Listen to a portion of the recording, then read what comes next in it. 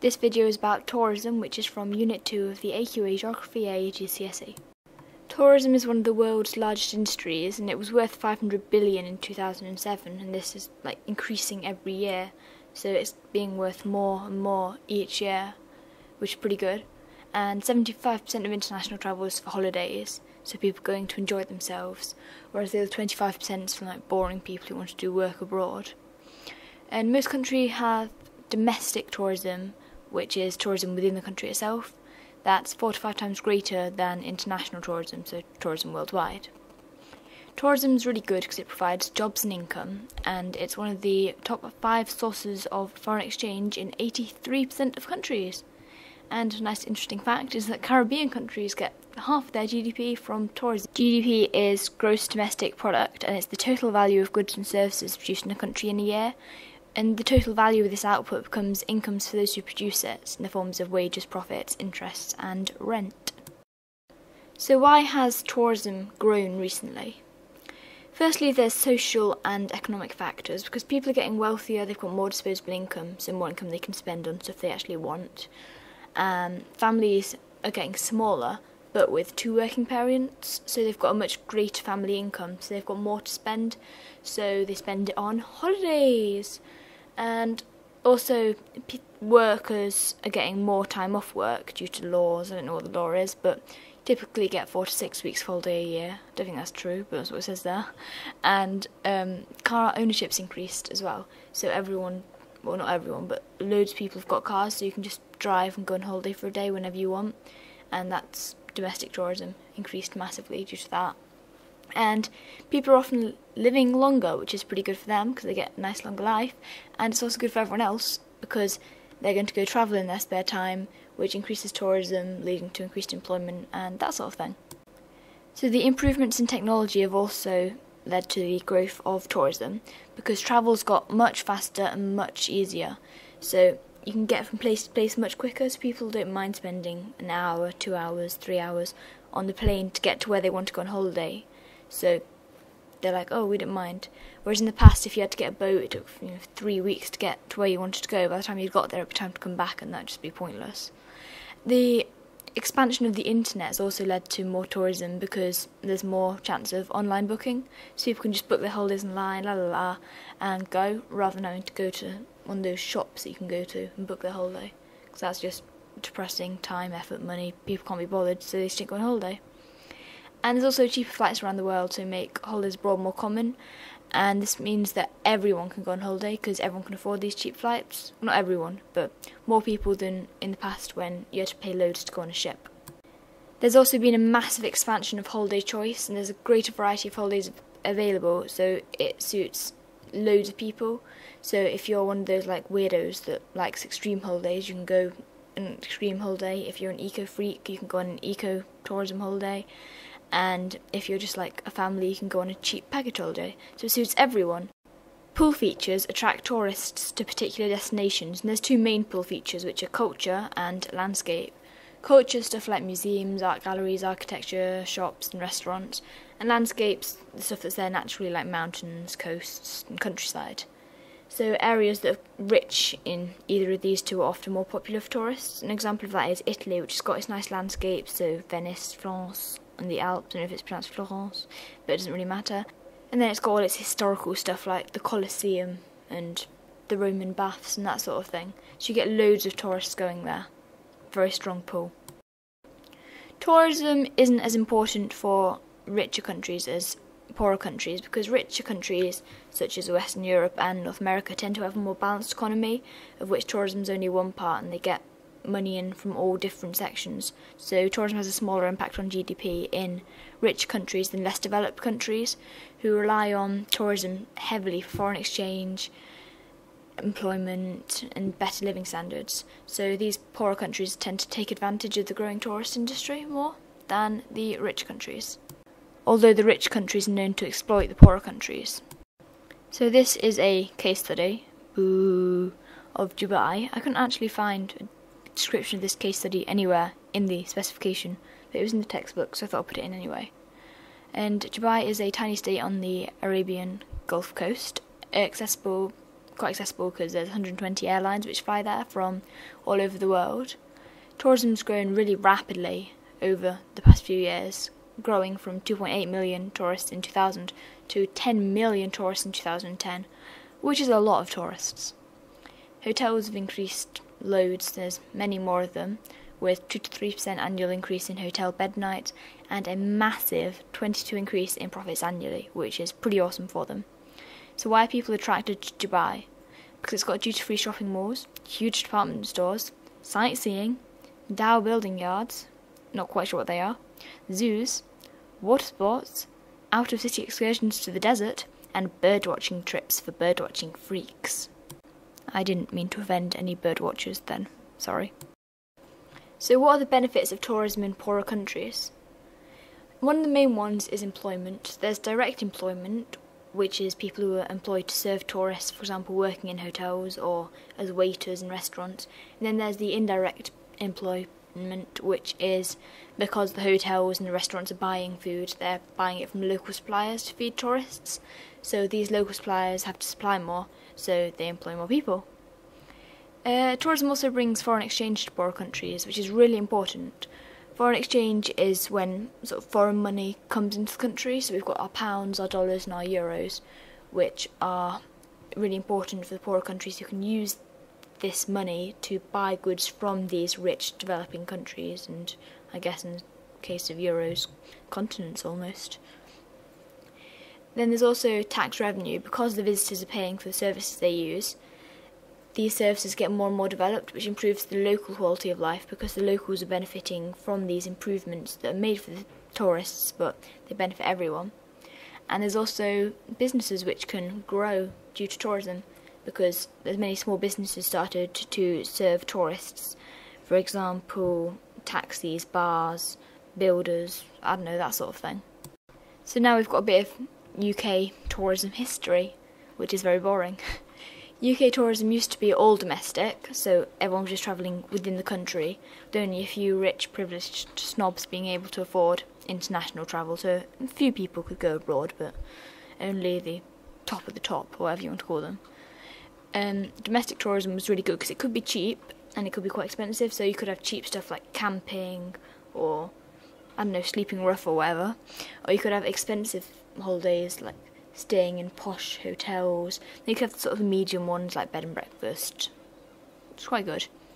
But then domestic tourism grew and grew and grew in the 1950s and 60s because the UK economy provided better pay and more time off work, so people had more money and more time and what better to do with it than go on holiday. So annual holidays became more and more common.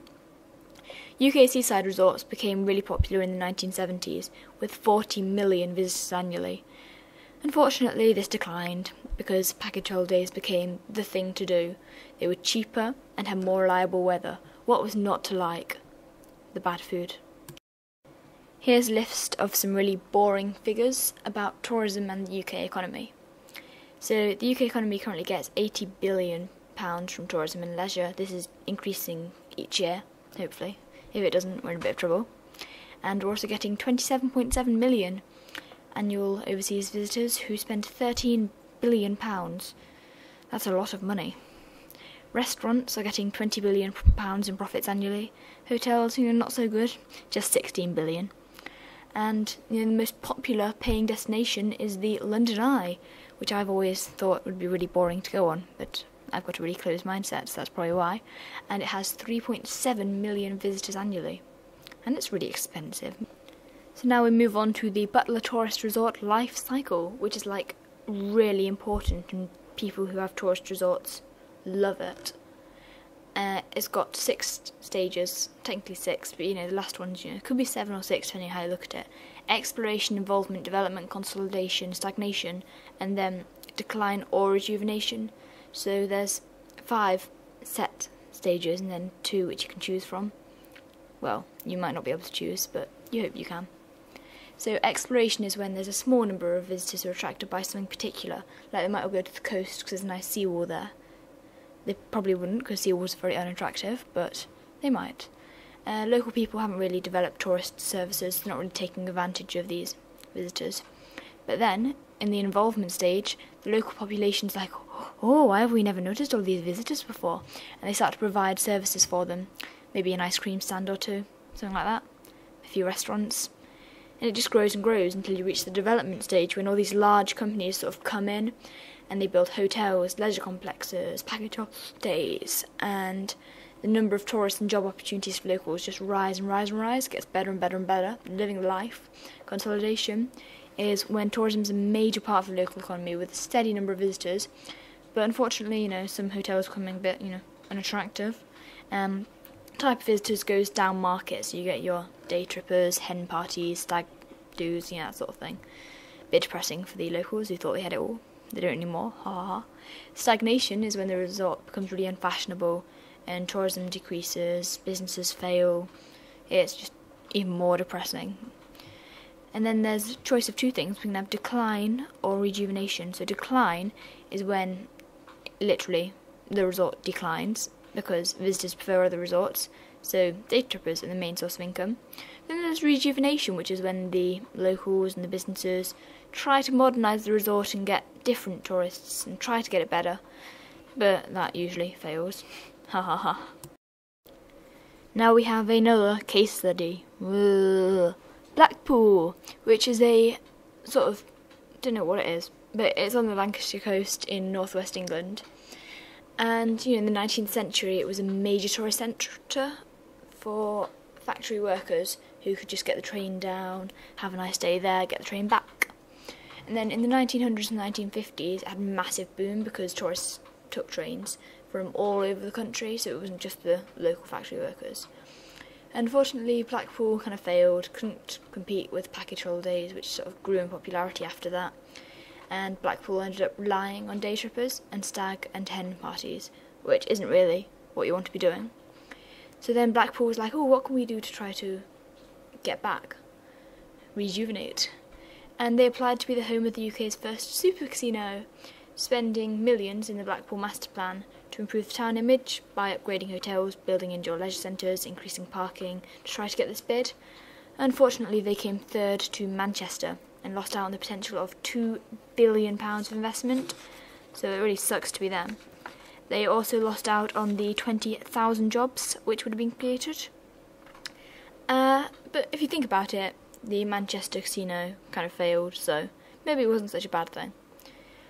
And now we have the Blackpool Tower, Tower Ballroom, Blackpool Light Show, Sea Life Centre, and these all attract loads of tourists. And tourism is declining a bit, but more slowly, so it's not all bad. So what are the external factors that affect UK tourism? Terrorism is a really serious external factor that affects tourism because after a terrorist attack, people are less willing to take flights, go on holidays, because they don't want there to be another one, because they're thinking it's all dangerous at the moment.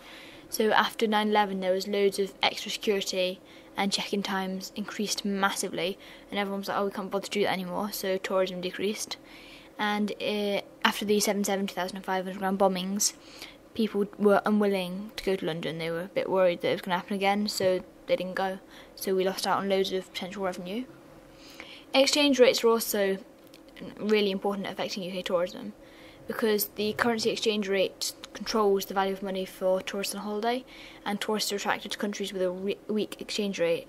So say, I think a few years ago, America and us, the exchange rate was $2 to a pound. So when we went to America, everything seemed really cheap to us, so it was a really good time to go to America. But if Americans came over here, everything seemed horribly expensive. So they were put off going on holiday here, but we were like, oh, we're going to go to America. And then the banking crisis has a really serious impact on tourism, because the recession in 2008 meant that people had less disposable income, so it reduced the number of holidays taken. But it might have increased domestic holidaying a bit, because people couldn't afford holidaying abroad, but they didn't want to cut out on holidays altogether, so they might have gone on holiday to local areas and stuff like that. National parks are large areas of mainly rural land regarded as unusual and worth protecting, and they're usually designated by law where development's limited and planning is very controlled. England's got quite a few national parks and they cover 7% of its land area, whereas Scotland only has 2 national parks which cover 7.3% of its land area, whereas Wales has 3 national parks which cover 20% of its land area, so Wales win by miles. Worldwide, 12% of land area is protected by over 6,500 national parks. I think it was 6,555 a few years ago, but it increases over time.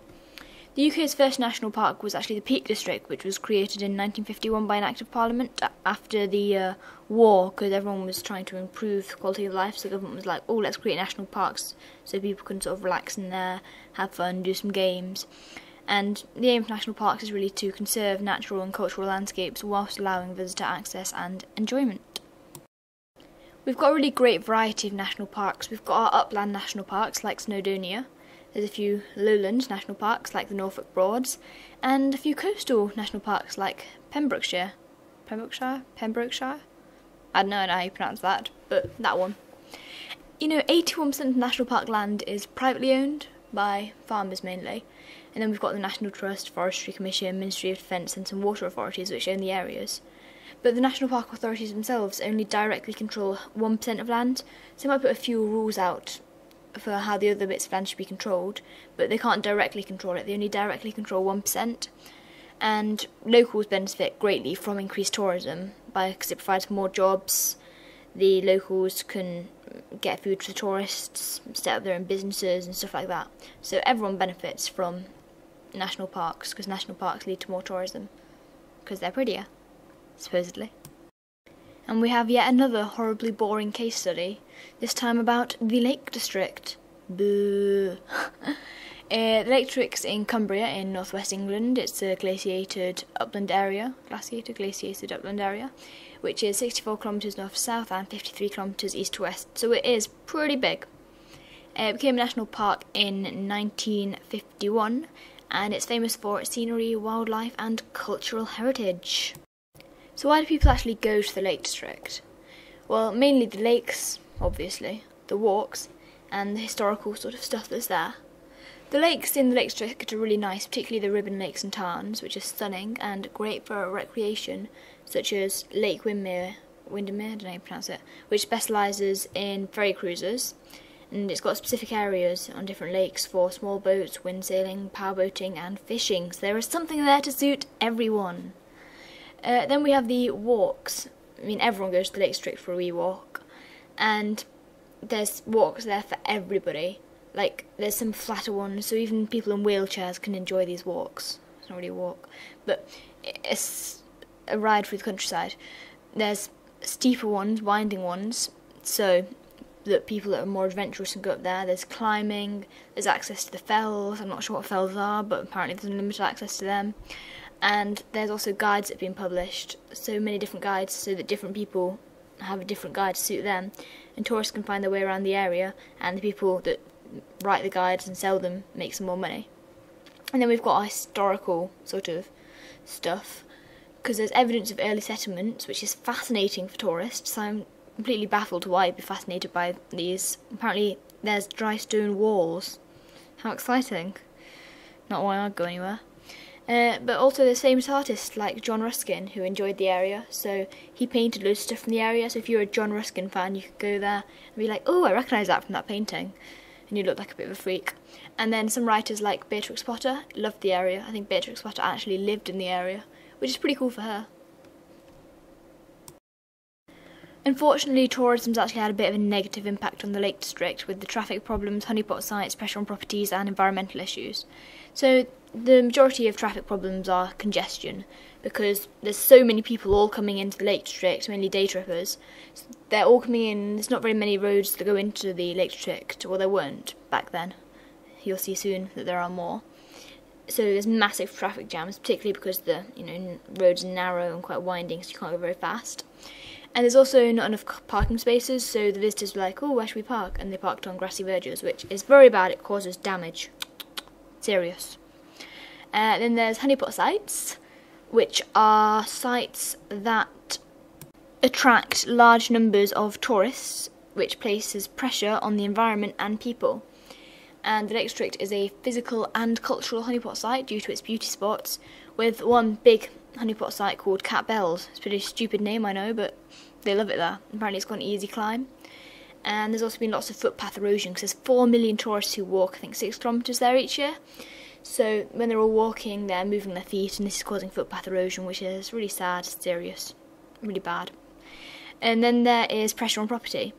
Because 20% of the property in the Lake District is actually a second home or holiday let, so its owners aren't actually full-time there. So A, they're not part of the community, and B, because there's so much demand for these pretty little houses, the local kids that have grown up there and want to live there can't afford the houses because the demand's made them more expensive, so they have to move out, which is pretty depressing for them because, you know, they're moving away from their livelihood, their families, their homes, their hopes and their dreams. And then there's the environmental issues, because on certain lakes like Lake Windermere there's many faster water sports vehicles. Well, there used to be, there's a speed limit now, but there was faster water sports vehicles which created wash and that eroded the shore, which is pretty sad. And also these vehicles were at a risk of like spilling their fuel, so that led to pollution. Very serious indeed. So what have the authorities done to try to control these problems? They've actually, in 1997, the year I was born, bit of trivia for you, so stalkers can find me, and in my age, the Lake District National Park Management Plan was put into place, which catered for tourists, whilst looking after the interests of the residents. Very nice for them. So the traffic solution was to build more roads, which were country strategic, so more roads were going into and out of the Lake District, so tourists can get in and out easier, so there's less congestion on the main roads going in. And there's also the traffic's being split by the shorter, more faster, convenient roads, then some longer, pretty scenic roads, which lorries aren't actually allowed on to reduce, you know, noise and stuff in those areas, and that splits the traffic, so there's less congestion on the mini roads. And then in the sort of towns in the Lake District, do you have towns in the Lake District? I don't know, I've never been there, but they've got bus lanes apparently, and buses are used instead of cars, which reduces the number of vehicles on the road, which is better because A, less pollution, and B, less traffic. But unfortunately, because there's quite a few narrow, windy roads in the Lake District, this isn't, you know, quite as convenient as it sounds. Then there's honeypot management, so mainly the paths have been repaired and reinforced, so less weathering takes place on them. And there's also signposts on them, like keep on the path and stuff like that, which sounds really horrible and cruel, but it's good for the environment. Roadsides have been fenced off, so cars can't drive onto the verges anymore, and we've sort of built some hidden car parks. We've tried to surround them by trees so it doesn't look like we've done anything, but we've actually built car parks there, so then there's more spaces for cars to park so they don't park on the verges. And we also have designated picnic areas with regular bins along the routes and signposts saying do not litter, which reduces the problem of litter. And litter's really bad because like a cow might eat your piece of litter and choke and die, and it'll be your fault. Then we have property price strategies. Unfortunately, these haven't been very successful because management strategies can't really control house prices, and so little's been achieved. Although, you know, local authorities could build more homes for rent and developers could erect more low-cost homes for sale, but they haven't. Sucks to be you. Then we have the environmental solutions. So we've now got a speed limit of 18 km per hour on Lake Windermere, which reduces the wash and limits erosion. So that's really good because erosion's really bad, as you probably learnt in Unit 1 of Geography, if you did that unit on water. I did, unfortunately. And the most damaging spots have also been limited to certain areas, so it restricts the spread of damage. So you might get quite a bit of damage in one area, but it's better to have it all in one area than spread out over all these different areas, because that's really expensive to repair. But it's not all negative. Tourism has brought so many opportunities to the Lake District. Farmers have benefited greatly because they can provide bed and breakfast accommodation, get a bit of extra cash in, little wonga, and farmers can also convert their farm buildings to holiday cottages and their fields to camping sites to get more tourists in. But I don't know why you do that if you're a farmer. I mean, unless you had all this excess land. I mean, you don't want people camping on your field because knowing them they'll set fire to it and you'll lose all your crops. Very depressing. And farms can also provide touristic activities. Oh yes, I made up that word, so I hope it's true, I hope it's a real word. Such as pony trekking, so get all these fat overweight people to ride your horses, probably killing them. And paintballing. I really want to go paintballing. Apparently it really hurts though. And then tourism also provides employment in the Lake District, because tourism is amazing because it provides jobs directly, like people in hotels and stuff, and indirectly food suppliers to the hotels, particularly in the service sector, or tertiary sector, as posh people like to call it. and businesses thrive due to the increased demand for tourism. Because say you had a business selling postcards, and there was like no tourism, you might not sell very many postcards, but then suddenly all these tourists came and they all wanted to buy postcards, and then you'd make a lot of money. I've never really seen the point in postcards. I always end up writing them anyway though. It's a waste of money. But there's negative employment. There could be seasonal unemployment, because tourism's more in summer than winter, so in the winter you've got all these people that don't have a job anymore because they're not needed, so pretty depressing for them. So moving on to mass tourism now, which is pretty good because I was getting really fed up of learning about the Lake District. Mass tourism is tourism on a large scale, shock horror, to one country or region, which equates to the development and consolidation phases of the Butler model, which we did earlier. There's many advantages and disadvantages of this. The main advantage, obviously, as always of tourism, is the employment. There's mass employment due to mass tourism. And also farmers with excess land can sell it at high prices to tourism firms for developments. Unfortunately, these farmers are often exploited and they sell their land and they don't get very much for it. But, thinking about the positives, they can sell their land and get some money. But not as much as they could do. They think it's a high price. It's not a high price, it's a rubbish price, but they didn't know that. Ha ha ha. Infrastructure that's put into place for the tourists also benefits the locals. So say the council, builds some new roads, the locals get to use new roads as well. New public toilets. The locals, if they don't have toilets in their homes, can use these new public toilets. It's the life. Leisure facilities that are open for tourists may be open to local people, so they may put a big swimming pool there so tourists can go for a swim. And the local people are like, yeah, let's go for a swim too. And that's really good because it improves their health and fitness, very important there. And the increased demand from tourists leads to a positive multiplier effect, because as the tourists come in, they're demanding stuff, so they spend more. And because they're demanding more, supply needs to increase too, so employment increases. And then because employment's increased, there's more people that have got more money, so then they demand more, so supply has to increase, and then more people need to be employed, and it's really happy for everyone in the village, yay! Until the tourism goes away, and then there's a horrible negative multiplier effect, a downward spiral of doom. And there's also some disadvantages of mass tourism. Predictable. There's obviously seasonal unemployment, because tourists tend to visit less in winter. And smaller firms might go out of business by large firms and travel companies because they tend to move in seeing the opportunity to boost profits, and then smaller firms just can't compete. Very depressing. And local employees are often very poorly paid, so they can't actually afford to use new facilities. So it's like rubbing it in their face, like, we've got this amazing new swimming pool here, but if you're poor, you can't use it. Ha ha ha. It's just horrible. And investing companies are often based abroad in more developed countries, so all the major profits leave the host country. So they've got some jobs and stuff, but there's not much economic growth because they've not got enough money. So, it's pretty sad. But it's life. They'll live. And now we have another case study, which is Jamaica. And I really want to play some Jamaican music here, but I haven't got any, so I'm not going to. Jamaica is a Caribbean island which is really popular due to water sports, wildlife sanctuaries, and guess what? Golf. So you're going to travel halfway around the world to play golf?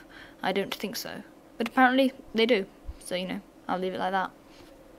They get 1.3 million tourists a year who spend an average of $931. And 8% of the population is employed in tourism, which is a lot of people. And tourism contributes to 20% of GDP. Wow! That was a very sarcastic wow there. And 1.3 billion of foreign exchange. $1 billion, foreign exchange, which is again a lot. Jamaica is all about community tourism, where the visitors become part of the village during their stay, so they might actually stay with the locals. I mean, I wouldn't like that personally, have some random person staying in the house. They'd probably be a murder person, honestly, if someone stayed in my house they would kill me. And locals, who provide services like restaurants and shops for tourists, they benefit because they get jobs and stuff. And Jamaica's actually quite a big supporter of ecotourism, which is offered by companies who build eco-lodges. And they do this to spread tourists around the island from the Blue Mountains to the coast, which keeps tourist densities low and takes pressure off the environment, which is really important because we won't want to put too much pressure on the environment. That'd be really bad. We're now moving on to extreme environments. which are locations with particularly difficult environments where the development of tourism has only recently occurred due to a niche market demand for somewhere different with elements of risk and physical challenges, such as a difficult climate. And tourists can do a range of exciting activities, such as rock climbing, hope you don't fall and die, paragliding, wee crash, climbing waterfalls, splish splash splosh, travelling through Schnobble, which sounds a bit dangerous, and ice walking, which might crack and then you might die. Another name for this type of tourism is shock tourism and adventure tourism, and it's generally targeted at wealthy, unmarried, childless, unmarried. I think I said unmarried twice there, but you know, it's all about being single these days. 30-year-olds who travel in small groups over great distances. But luckily there's enough people in this category to allow the tourism sector to grow. So, say there was only 5 people that were wealthy, unmarried, childless and 30 and wanted to go ice walking, whatever it's called, then you wouldn't really be able to develop sector. But because there's loads of these people that want to go ice walking, the industry can grow and get better and hopefully offer more exciting holidays in the future. Yeah. And luckily little investment is needed to set up these extreme trips, because part of the experience is living rough, fun, and so no hotels or roads need to be built because people can just sleep under the stars. How romantic, until you get eaten by a polar bear. And we have another case study. Blah. Antarctica. Small-scale tourism to Antarctica began in the 1950s, and it grew massively since then. So there was 9,000 tourists in 1992 to 46,000 tourists in 2007. This figure is actually decreasing slightly due to the so many laws on the boats. This number's decreased. But there's still over 100 tourist companies involved in these trips to Antarctica. The tourists themselves, they fly from the Northern Hemisphere to New Zealand or Argentina, might have a few days there, and then they take a cruise ship to Antarctica and then get into smaller boats to actually go ashore, like Hogwarts. They got into this small boat, they went to Hogwarts. That was fun. That was really random and inappropriate. It wasn't really inappropriate, it just wasn't appropriate. So that makes it inappropriate. Anyway, the sites where they land are chosen for specific features, and they quickly become honeypot sites because there's not very much on Antarctica. 99% of it is ice. So when you find something that isn't ice, this is really exciting. So everyone goes there, and then it gets melted down to water. Activities you can do in Antarctica are kayaking, skiing, climbing, scuba diving and helicoptering. Fun. The impact on Antarctica is quite uneven because little of Antarctica is visited, but in some places, unfortunately, it is too great. And those cute penguins, they have their kids and they have their eggs, but if you touch the eggs of the kids, they're like, ooh, that's strange, bad, and then they go away and they abandon them and then they die. And it's all your fault if you were that person that touched that egg. You don't want to live with that guilt. There's also been horrible pollution accidents where, there's been horrible oil spills because ships have hit uncharted rocks or bits of ice, and yeah, it's bad. Luckily, Antarctica's made efforts to become more environmentally friendly, and now all tour operators are members of IAATO. I'm not actually sure what that stands for, but it directs tourism to be eco-friendly, which is really good and nice of it, so well done IAATO. And the scale of tourism is actually controlled under the terms of the Antarctic Treaty, which all of the ships and cruisers abide by. And there's also limits on the number of visitors, and the visitors can't visit sites of special scientific interest, or SSSIs, such as South Georgia. Activities. You've got to have a permit to do any activities in Antarctica. So you want to go skiing, have to have a permit. Want to go ice walking, have to have a permit. And no ship carrying over 500 passengers can enter Antarctica. So sorry, 501, you're not allowed in, babe.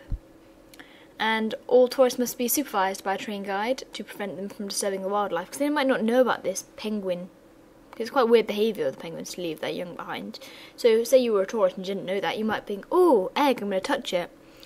Yeah, it would show you very stupid, but you might do that, and then it could lead to deaths. So these guides stop you from doing it. So moving on from the excitement that was extreme tourism, we're coming to sustainable tourism. Stewardship is the personal responsibility of looking after the environment and not damaging the present or future environment through careful planning and development of strategies. Conservationship is the careful and planned use of resources in order to manage and maintain the natural environment for future generations, for example, through the protection of habitats and landscapes. Ecotourism is tourism that focuses on protecting the environment and local way of life. Perfect for eco-freaks. Ecotourism caters for a small market of environmentally aware tourists, otherwise known as eco-warriors, which have enough money to afford the high costs of ecotourism and who want to experience the natural environment on holidays without damaging it. Ecotourism is more expensive because you've got to build eco-lodges and it's a smaller group, so one guide is for a small number of people, so a small number of people contributing towards paying for this one guide, which makes it more expensive.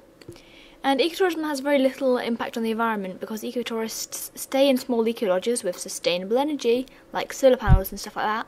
They eat locally grown food from a sustainable source, which is also good